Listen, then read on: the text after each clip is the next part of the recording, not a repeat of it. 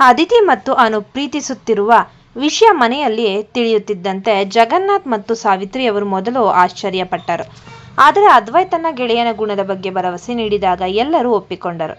ಜಗನ್ನಾಥ್, ಅನೂಪ್ ಮಗ್ನೆ, ನಮ್ಮ ಮನೆಯ ಮಗಳನ್ನ ನಿನಗೆ ಒಪ್ಪಿಸ್ತಿದ್ದೀವಿ, ಅವಳನ್ನು ಚೆನ್ನಾಗಿ ನೋಡ್ಕೋ. ಸಮರ್ಥ್ ಮದುವೆ ಬೆನ್ನಲ್ಲೇ ಈ ಶುಭ ಸುದ್ದಿ ಕೇಳಿ ನನ್ನ ಮನಸ್ಸಿನ ಭಾರ ಇಳಿಯಿತು. ಅದಿತಿ ಮತ್ತು ಅನೂಪ್ರ ನಿಶ್ಚಿತಾರ್ಥವನ್ನು ಸರಳವಾಗಿ ಅಗ್ನಿ ನಿವಾಸದಲ್ಲೇ ನೆರವೇರಿಸಲಾಯಿತು. ಅದಿತಿ ತನ್ನ ಅಣ್ಣ ಅದ್ವೈತ್ ಮತ್ತು ಅತ್ತಿಗೆ ಧನ್ಯಾಳನ್ನು ಅಪ್ಪಿಕೊಂಡು ಕಣ್ಣೀರು ಹಾಕಿದಳು. ಕೆಲವು ತಿಂಗಳುಗಳು ಕಳೆದವು. ಮನೆಯಲ್ಲಿ ಎಲ್ಲವೂ ಅಚ್ಚುಕಟ್ಟಾಗಿ ಸಾಗುತ್ತಿತ್ತು. ಒಂದು ದಿನ ಬೆಳಿಗ್ಗೆ ಧನ್ಯಾ ದೇವಸ್ಥಾನಕ್ಕೆ ಹೋಗುವಾಗ ತಲೆ ಸುತ್ತಿ ಬಿದ್ದಳು. ಗಾಬರಿಯಿಂದ ಅದ್ವೈತ್ ಅವಳನ್ನು ಆಸ್ಪತ್ರೆಗೆ ಕರೆದೊಯ್ದನು. ಪರೀಕ್ಷೆಯ ನಂತರ ಡಾಕ್ಟರ್ ಮುಗುಳ್ನಗುತ್ತಾ ಹೊರ ಬಂದರು. ಡಾಕ್ಟರ್, ಅದ್ವೈತ್ ಅವರೇ, ಅಭಿನಂದನೆಗಳು. ಧನ್ಯಾ, ಅವರು ತಾಯಿ ಆಗುತ್ತಿದ್ದಾರೆ. ಅಗ್ನಿ ನಿವಾಸಕ್ಕೆ ಹೊಸ ಅತಿಥಿಯ ಆಗಮನವಾಗುತ್ತಿದೆ. ಈ ಸುದ್ದಿ ತಿಳಿದ ಅಗ್ನಿ ನಿವಾಸದ ಮಂದಿಯ ಸಂಭ್ರಮಕ್ಕೆ ಪಾರವೇ ಇಲ್ಲದಂತಾಯಿತು. ಸಾವಿತ್ರಿ ಅವರು ಧನ್ಯಾಳಿಗೆ ಆರತಿ ಎತ್ತಿ ಬರಮಾಡಿಕೊಂಡರು. ಶ್ರೇಯಾ ಮತ್ತು ಲೀಲಾ ಧನ್ಯಾಳನ್ನು ಹೂವಿನಂತೆ ನೋಡಿಕೊಳ್ಳಲು ಶುರು ಮಾಡಿದಳು. ಅಗ್ನಿ ನಿವಾಸ ಈಗ ನಿಜವಾದ ಅರ್ಥದಲ್ಲಿ ನಗು ನಿವಾಸವಾಗಿತ್ತು. ಇತ್ತ ಜೈಲಿನ ಕತ್ತಲ ಕೋಣೆಯಲ್ಲಿ ಕುಳಿತಿದ್ದ ನರ್ಮದಾಳಿಗೆ ಧನ್ಯಾ ತಾಯಿಯಾಗುತ್ತಿರುವ ವಿಷಯ ಹೇಗೋ ತಿಳಿಯಿತು. ಮೊದಲ ಬಾರಿಗೆ ಅವಳ ಕಣ್ಣಲ್ಲಿ ದ್ವೇಷದ ಬದಲಾಗಿ ಪಶ್ಚಾತ್ತಾಪದ ಕಣ್ಣೀರು ಬಂತು. ತನ್ನ ಕುಟುಂಬದ ಇಷ್ಟು ದೊಡ್ಡ ಸಂಭ್ರಮದಲ್ಲಿ ತಾನು ಭಾಗಿಯಾಗಲು ಸಾಧ್ಯವಿಲ್ಲ ಎಂದು ಅವಳು ಹಾಲುಬುತ್ತಿದ್ದಳು. ಅವಳ ಮನಸ್ಸಿನಲ್ಲಿದ್ದ ಸೇಡಿನ ಜ್ವಾಲೆ ಆರಿ ಹೋಗಿತ್ತು. ಸಮರ್ಥ್, ಲೀಲಾ ಮದುವೆ ಮುಗಿದು ಧನ್ಯಾ ತಾಯಿಯಾಗುತ್ತಿರುವ ಸುದ್ದಿ ಕೇಳಿದ ಮೇಲೆ ಜಗನ್ನಾಥ್ ಅವರಿಗೆ ನೆಮ್ಮದಿ ಸಿಕ್ಕಿತ್ತು. ಅವರು ತಾರಾ ಜೊತೆ ಸ್ವಲ್ಪ ಕಾಲ ದೇಶ ಸಂಚಾರ ಮಾಡಲು ನಿರ್ಧರಿಸಿದರು. ಜಗನ್ನಾಥ್, ಅದ್ವೈತ್, ಈಗ ಈ ಮನೆ ನಿನ್ನ ಮತ್ತು ಧನ್ಯಾಳ ಕೈಯಲ್ಲಿದೆ. ನಾವು ಹೋಗಿ ಬರ್ತೀವಿ. ಮನೆಗೆ ಹೊಸ ಅತಿಥಿ ಬಂದಾಗ ನಾನೇ ಓಡಿ ಬರ್ತೀನಿ. ಹೀಗೆ ದಿನಗಳು ಸಾಗುತ್ತಿದ್ದವು. ಅಗ್ನಿ ನಿವಾಸದಲ್ಲಿ ಧನ್ಯಾಳ ಸೀಮಂತದ ಸಂಭ್ರಮಕ್ಕೆ ಮನೆಯವರೆಲ್ಲ ಸಜ್ಜಾಗಿದ್ದರು. ಆದರೆ ಅದೇ ದಿನ ಶ್ರೇಯಾಳ ಮನಸ್ಸಿನಲ್ಲಿದ್ದ ಸುಳ್ಳಿನ ಕೋಟೆ ಕುಸಿದು ಬಿದ್ದಿತ್ತು. ಸೀಮಂತದ ಶಾಸ್ತ್ರಕ್ಕೆ ಮನೆಯಲ್ಲಿ ತಯಾರಿ ನಡೆಯುತ್ತಿತ್ತು. ಶ್ರೇಯಾ ಇದ್ದಕ್ಕಿದ್ದಂತೆ ಎಲ್ಲರ ಮುಂದೆ ಒಂದು ಬಿಕ್ಕಿ ಬಿಕ್ಕಿ ಅಳುತ್ತಾ ತ್ರಿಲೋಕ್ನ ಪಾದ ಹಿಡಿದು ಕುಳಿತಳು. ತ್ರಿಲೋಕ್ ಅವಳನ್ನು ಮೇಲಕ್ಕೆತ್ತಲು ಹೋದಾಗ ಶ್ರೇಯಾ ಕಿರುಚುತ್ತಾ ಸತ್ಯ ಹೇಳಲು ಆರಂಭಿಸಿದಳು.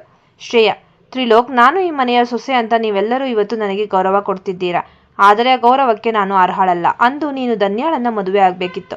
ಆದರೆ ಅಂದು ಮದುವೆ ಮಂಟಪದಲ್ಲಿ ಧನ್ಯಾಳಿಗೆ ಹಸಿರು ಬಣ್ಣದ ಮುಸುಕು ಹಾಕಿ ಅದನ್ನು ಬದಲಿಸಿದ್ದು ನಾನೇ.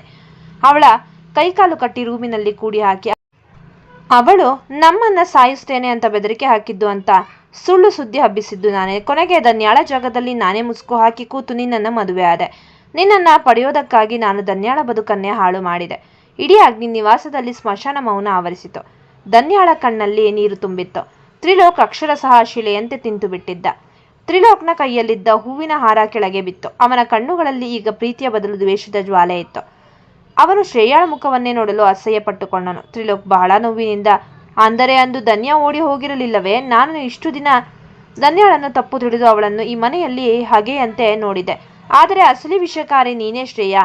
ಕೇವಲ ನನ್ನನ್ನು ಮದುವೆ ಆಗಲು ಇಷ್ಟೊಂದು ನೀಚ ಮಟ್ಟಕ್ಕೆ ಇಳಿದಿದ್ದೀಯಾ? ನಿನ್ನ ಪಶ್ಚಾತ್ತಾಪಕ್ಕೆ ಈಗ ಬೆಲೆ ಇಲ್ಲ. ಒಬ್ಬ ಮುಗ್ಧೆಯ ಮದುವೆ ಮಂಟಪವನ್ನ ನೀನು ಚಿತೆ ಮಾಡಿದ್ದೀಯಾ. ಇಂತಹ ಕ್ರೂರ ಹೆಂಡತಿಯ ಜೊತೆ ನಾನು ಒಂದು ಕ್ಷಣವೂ ಬದುಕಲಾರೆ. ತ್ರಿಲೋಕ್ ಶ್ರೇಯಾಳನ್ನು ಹೊರಕ್ಕೆ ಹಬ್ಬಲು ಮುಂದಾದನು. ಸಾವಿತ್ರಿಯವರು ತಡೆಯಲು ಹೋದರೂ ಅವನು ಕೇಳಲಿಲ್ಲ.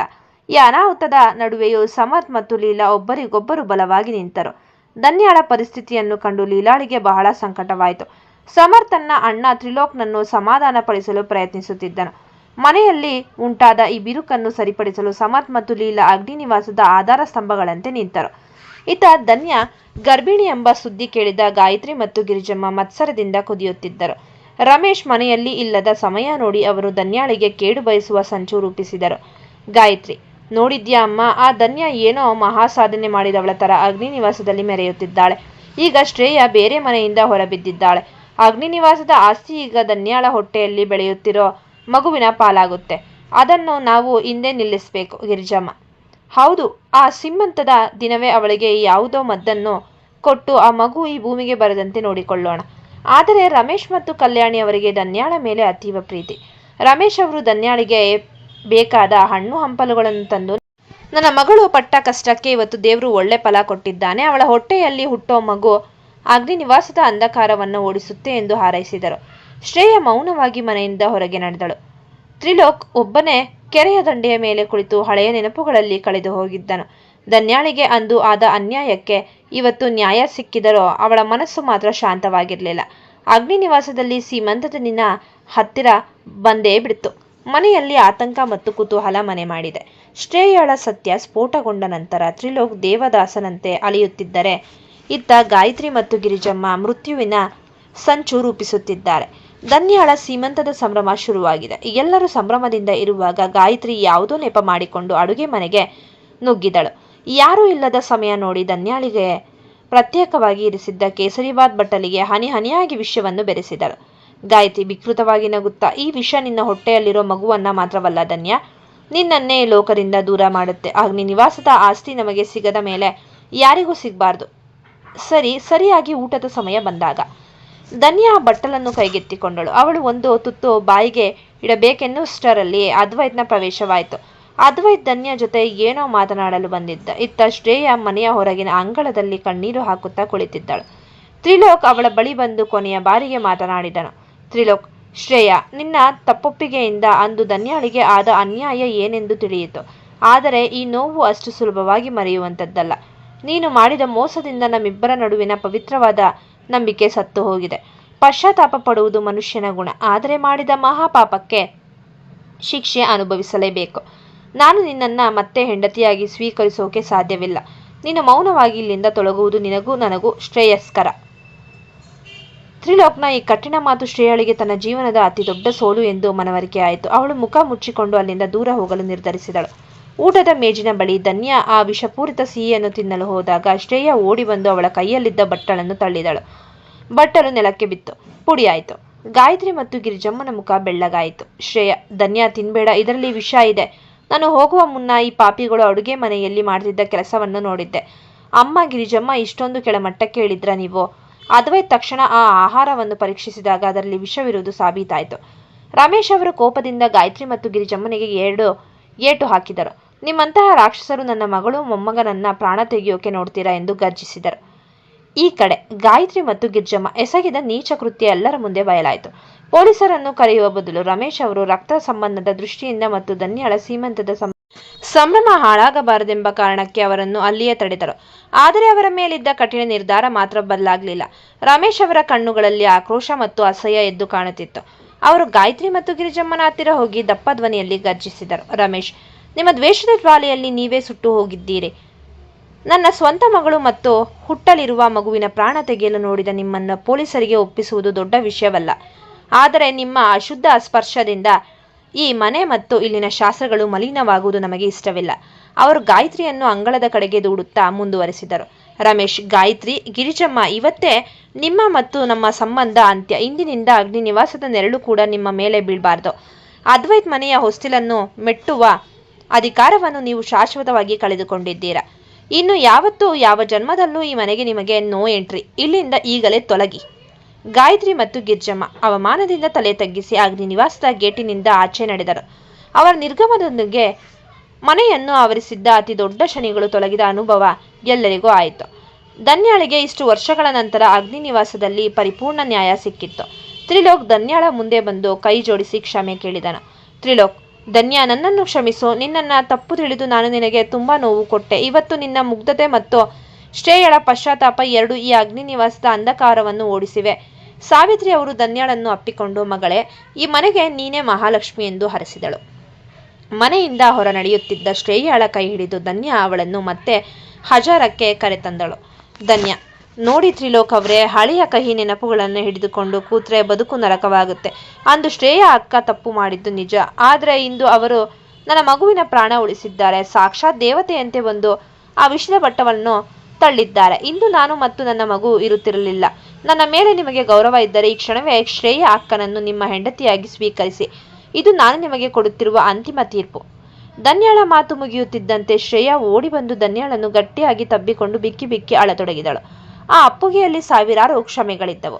ಪಶ್ಚಾತ್ತಾಪದ ಕಣ್ಣೀರಿತ್ತು. ಧನ್ಯಾಳ ಮಾತುಗಳು ತ್ರಿಲೋಕ್ನ ಕಲ್ಲಾಗಿದ್ದ ಹೃದಯವನ್ನು ಕರಗಿಸಿದವು. ಅವನು ಧನ್ಯ ಮತ್ತು ಶ್ರೇಯಳನ್ನು ನೋಡಿ ಭಾವುಕನಾದನು. ಅವನು ಮೆಲ್ಲನೆ ನಡೆದು ಬಂದು ಶ್ರೇಯಳ ಹೆಗಲ ಮೇಲೆ ಕೈಯಿಟ್ಟನು. ತ್ರಿಲೋಕ್, ಧನ್ಯ, ನಿನ್ನ ಈ ದೊಡ್ಡ ಗುಣದ ಮುಂದೆ ನಾವೆಲ್ಲರೂ ಸೋತು ಹೋಗಿದ್ದೀವಿ. ಶ್ರೇಯ ಇಷ್ಟು ದಿನ ಬದಲಾಗಿದ್ದರೋ ಎಲ್ಲೋ ಒಂದು ಕಡೆ ದ್ವೇಷ ಮಾಡಿದೆ. ಆದರೆ ಇವತ್ತು ಧನ್ಯ ನಮಗೆ ಕಣ್ಣು ತೆರೆಸಿದ್ದಾಳೆ. ಒಬ್ಬರ ತಪ್ಪನ್ನು ಕ್ಷಮಿಸೋದು ದೈವತ್ವ ಅಂತ ಇವತ್ತು ಅರ್ಥವಾಯಿತು. ಬಾ ಶ್ರೇಯ, ಈ ಅಗ್ನಿ ನಿವಾಸದ ಸೊಸೆಯಾಗಿ ನನ್ನ ಹೆಂಡತಿಯಾಗಿ ನಿನ್ನ ಸ್ಥಾನ ನಿನಗಿದೆ. ತ್ರಿಲೋಕ್ ಶ್ರೇಯಾಳ ಕಣ್ಣೀರು ಒರೆಸಿದಾಗ ಮನೆಯಲ್ಲಿ ಹಬ್ಬದ ವಾತಾವರಣ ನಿರ್ಮಾಣವಾಯಿತು. ಸಾವಿತ್ರಿ ಅವರು ಮತ್ತು ಅದ್ವೈತ್ ಅವರು ಧನ್ಯಾಳನ್ನು ನೋಡಿ ಹೆಮ್ಮೆಯಿಂದ ಬೀಗಿದರು. ಎಲ್ಲ ಗೊಂದಲಗಳು ಬಗೆಹರಿದ ಮೇಲೆ ಧನ್ಯಾಳ ಸೀಮಂತದ ಶಾಸ್ತ್ರಗಳು ಅದ್ದೂರಿಯಾಗಿ ನಡೆದವು. ಶ್ರೇಯಾ ಮತ್ತು ಲೀಲಾ ಇಬ್ಬರು ಸೇರಿ ಧನ್ಯಾಳಿಗೆ ಬಳೆ ತೊಡಿಸಿ ಹರಸಿದರು. ಈ ಬಾರಿ ಶ್ರೇಯಾಳ ಕಣ್ಣಲ್ಲಿ ಅಸೂಯೆ ಇರಲಿಲ್ಲ, ಬದಲಾಗಿ ತನ್ನ ತಂಗಿಯ ಮೇಲಿರುವ ಅತೀವ ಪ್ರೀತಿ ಇತ್ತು. ಸಮರ್ಥ್, ನೋಡು ಲೀಲಾ, ನಮ್ಮ ಅಗ್ನಿ ನಿವಾಸದ ಈ ಸಂಭ್ರಮಕ್ಕೆ ಯಾರ ದೃಷ್ಟಿಯೂ ಬೀಳಬಾರ್ದು. ಇವತ್ತು ಧನ್ಯಾ ಅತ್ತಿಗೆ ಕೇವಲ ಈ ಮನೆಗೆ ವಾರಸುದಾರರನ್ನು ಕೊಡ್ತಿಲ್ಲ, ಕಳೆದು ಹೋಗಿದ್ದ ಸಂಬಂಧಗಳನ್ನ ಮತ್ತೆ ಜೋಡಿಸಿದ್ದಾರೆ. ಗಾಯತ್ರಿ ಹೋದ ನಂತರ ಮನೆಯ ವಾತಾವರಣ ಹಗುರವಾಯಿತು. ಅದ್ವೈತ್ ಧನ್ಯಾಳ ಬಳಿ ಬಂದು ಅವಳ ಕೈ ಹಿಡಿದುಕೊಂಡನು. ಅದ್ವೈತ್, ಧನ್ಯಾ, ಈಗ ನಮ್ಮ ಮನೆಯ ಸುತ್ತ ಇದ್ದ ವಿಷದ ಗಾಳಿ ದೂರವಾಗಿದೆ. ಇನ್ನು ಮೇಲೆ ಈ ಅಗ್ನಿ ನಿವಾಸ ಕೇವಲ ಪ್ರೀತಿಯಿಂದ ತುಂಬಿರುತ್ತೆ. ಸಾವಿತ್ರಿ ಅವರು ಧನ್ಯಾಳ ಹಣೆಗೆ ಮುತ್ತಿಟ್ಟು, ನನ್ನ ಮಗಳು ಪಟ್ಟ ಕಷ್ಟಕ್ಕೆ ಇವತ್ತು ನ್ಯಾಯ ಸಿಕ್ಕಿದೆ ಎಂದು ಕಣ್ಣೀರು ಹಾಕಿದರು. ಶ್ರೇಯಾ ಧನ್ಯಾಳ ಪಾದಗಳಿಗೆ ನಮಸ್ಕರಿಸಿ, ಧನ್ಯಾ, ನೀನು ನನಗೆ ಹೊಸ ಜೀವನ ಕೊಟ್ಟಿದ್ದೀಯಾ. ಇನ್ನು ಮುಂದೆ ನಾನು ಈ ಮನೆಯ ಸೊಸೆಯಾಗಿ ಅಲ್ಲ, ನಿನ್ನ ಸ್ವಂತ ತಂಗಿಯಾಗಿ ಈ ಮನೆಯನ್ನು ಕಾಯ್ತೀನಿ. ವಯಸ್ಸಲ್ಲಿ ನಾನು ಅಕ್ಕನಾಗಿರಬಹುದು, ಗುಣದಲ್ಲಿ ನೀನು ಅಕ್ಕ. ನಿನ್ನನ್ನು ಇನ್ನು ಮುಂದೆ ನೋಡಿಕೊಳ್ಳುವ ಜವಾಬ್ದಾರಿ ನನ್ನದು ಎಂದು ಶಪಥ ಮಾಡಿದಳು. ತ್ರಿಲೋಕ್ ಶ್ರೇಯಾಳನ್ನು ಪ್ರೀತಿಯಿಂದ ಅಪ್ಪಿಕೊಂಡು ಅವಳ ಬದಲಾವಣೆಯನ್ನು ಒಪ್ಪಿಕೊಂಡನು. ಸಮರ್ಥ್ ಲೀಲಾಳ ಕಿವಿಯಲ್ಲಿ ಪಿಸುಗುಟ್ಟಿದನು. ನೋಡು ಲೀಲಾ, ಅತ್ತಿಗೆಯ ತಾಳ್ಮೆ ಮತ್ತು ಇವತ್ತು ಎಲ್ಲರನ್ನೂ ಒಂದಾಗಿಸಿದೆ. ನಮ್ಮ ಮದುವೆಯ ನಂತರ ಈ ಮನೆಯಲ್ಲಿ ಕಾಣ್ತಿರೋ ಅತಿ ದೊಡ್ಡ ಸಂಭ್ರಮ ಇದು. ಲೀಲಾ ಧನ್ಯಾಳಿಗೆ ಹಣ್ಣುಗಳನ್ನು ತಿನ್ನಿಸುತ್ತಾ ಅವಳ ಆರೈಕೆಯಲ್ಲಿ ಮಗ್ನಳಾದಳು. ಅಗ್ನಿ ನಿವಾಸದಲ್ಲಿ ದ್ವೇಷದ ಕಿಚ್ಚು ಪೂರ್ತಿಯಾಗಿ ಆರಿ ಪ್ರೀತಿಯ ಬೆಳಕು ಆವರಿಸಿದೆ. ವಿದೇಶ ಪ್ರವಾಸದಲ್ಲಿದ್ದ ಜಗನ್ನಾಥ್ ಮತ್ತು ತಾರಾ ಅತ್ತೆ ಧನ್ಯಾಳ ಸೀಮಂತದ ಸಂಭ್ರಮಕ್ಕಾಗಿ ಅನಿರೀಕ್ಷಿತವಾಗಿ ಮನೆಗೆ ಮರಳಿದಾಗ ಅವಳಿಗೆ ಕಂಡ ದೃಶ್ಯಗಳು ಅವರ ಕಣ್ಣನ್ನು ತೆರೆಸುವಂತಿದ್ದವು. ತಾರಾ ಅತ್ತೆ ಮನೆಯೊಳಗೆ ಬಂದಾಗ ಶ್ರೇಯಾಳ ಬದಲಾವಣೆ ಮತ್ತು ಧನ್ಯಾಳ ಔದಾರ್ಯವನ್ನು ಕಂಡು ಬೆಕ್ಕಸ ಬೆರಗಾದಳು. ಇಷ್ಟು ದಿನ ತಾನು ಮಗಳು ನರ್ಮದಾಳನ್ನು ಬೆಂಬಲಿಸಿ ಧನ್ಯಾಳನ್ನು ದ್ವೇಷ ಮಾಡಿದ್ದು ಎಷ್ಟು ದೊಡ್ಡ ತಪ್ಪು ಎಂದು ಅವಳಿಗೆ ಅರಿವಾಯಿತು. ಅವಳು ಮೆಲ್ಲನೆ ಧನ್ಯಾಳ ಹತ್ರ ಬಂದು ಅವಳ ಕೈ ಹಿಡಿದು ಕಣ್ಣೀರು ಹಾಕಿದಳು. ತಾರಾ, ಧನ್ಯಾ ಮಗಳೇ, ನನ್ನನ್ನು ಕ್ಷಮಿಸ್ಬಿಡು. ಮಗಳ ಮೇಲಿನ ಅತಿ ವ್ಯಾಮೋಹದಿಂದ ನಾನು ನಿನ್ನನ್ನು ದ್ವೇಷಿಸಿದೆ. ನರ್ಮದಾಳ ದ್ವೇಷಕ್ಕೆ ನಾನು ಕೂಡ ಸಾಥ್ ಕೊಟ್ಟೆ. ಆದರೆ ಇವತ್ತು ನೀನು ನಮ್ಮ ಹೆಮ್ಮೆಯ ಮನೆಯ ಕೀರ್ತಿ ಉಳಿಸಿದ್ದೀಯ. ಶ್ರೇಯಾಳನ್ನು ನೀನು ಸ್ವೀಕರಿಸಿದ ರೀತಿಗೆ ನನ್ನ ಅಹಂಕಾರವೆಲ್ಲ ಕರಗಿ ಹೋಗಿದೆ. ನನಗೆ ಈ ಮನೆಗೆ ಬರಲು ಯಾವ ಯೋಗ್ಯತೆಯೂ ಇಲ್ಲ ಅನ್ನಿಸ್ತಿದೆ. ಧನ್ಯಾ ತಾರಾ ಅತ್ತೆಯ ಕೈ ಹಿಡಿದು ಸಮಾಧಾನ ಪಡಿಸಿದಳು. ಅತ್ತೆ, ಹಳೆಯ ಕಹಿ ನೆನಪುಗಳನ್ನು ಇಲ್ಲೇ ಬಿಟ್ಟು ಬಿಡಿ. ನೀವು ಈ ಮನೆಯ ಹಿರಿಯರು, ನೀವು ಅರಸಿದರೆ ನಮಗೆ ಅಷ್ಟೇ ಸಾಕು ಎಂದಳು. ಜಗನ್ನಾಥ್ ಅವರು ಸಾವಿತ್ರಿಯವರನ್ನು ನೋಡಿ ಹೆಮ್ಮೆಯಿಂದ ನಕ್ಕರು. ಅವರ ಕಣ್ಣಲ್ಲಿ ಒಂದು ವಿಧದ ತೃಪ್ತಿ ಇತ್ತು. ಜಗನ್ನಾಥ್, ಸಾವಿತ್ರಿ ಇವತ್ತು ಅಗ್ನಿ ನಿವಾಸ ನಿಜವಾದ ಅರ್ಥದಲ್ಲಿ ಬೆಳಗುತ್ತಿದೆ. ಅಧರ್ಮದ ವಿರುದ್ಧ ಧರ್ಮಕ್ಕೆ ಜಯ ಸಿಕ್ಕಿದೆ. ತಾರಾ ಕೂಡ ತನ್ನ ತಪ್ಪನ್ನ ಅರಿತುಕೊಂಡಿದ್ದಾಳೆ. ಅಂದ ಮೇಲೆ ನಮಗೆ ಇನ್ಯಾವ ಆತಂಕವೂ ಇಲ್ಲ. ವಿದೇಶದಲ್ಲಿ ಇರುವಾಗಲೂ ಈ ಮನೆಯ ನೆಮ್ಮದಿ ಬಗ್ಗೆ ಯೋಚನೆ ಮಾಡ್ತಿದ್ದೆ. ಆದರೆ ಧನ್ಯಾ ಮತ್ತು ಅದ್ವೈತ್ ಆ ನೆಮ್ಮದಿಯನ್ನು ಶಾಶ್ವತಗೊಳಿಸಿದ್ದಾರೆ. ಈ ಕತೆ ನಿಮಗೆ ಇಷ್ಟವಾಗಿದ್ದಲ್ಲಿ ಕಥೆಯನ್ನು ವೀಕ್ಷಿಸಿದ ನಂತರ ದಯಮಾಡಿ ನಮ್ಮ ಚಾನಲ್ಗೆ ಸಬ್ಸ್ಕ್ರೈಬ್ ಮಾಡಿ, ಶೇರ್ ಮಾಡಿ ಮತ್ತು ಕಮೆಂಟ್ ಮಾಡಿ. ಧನ್ಯವಾದಗಳು.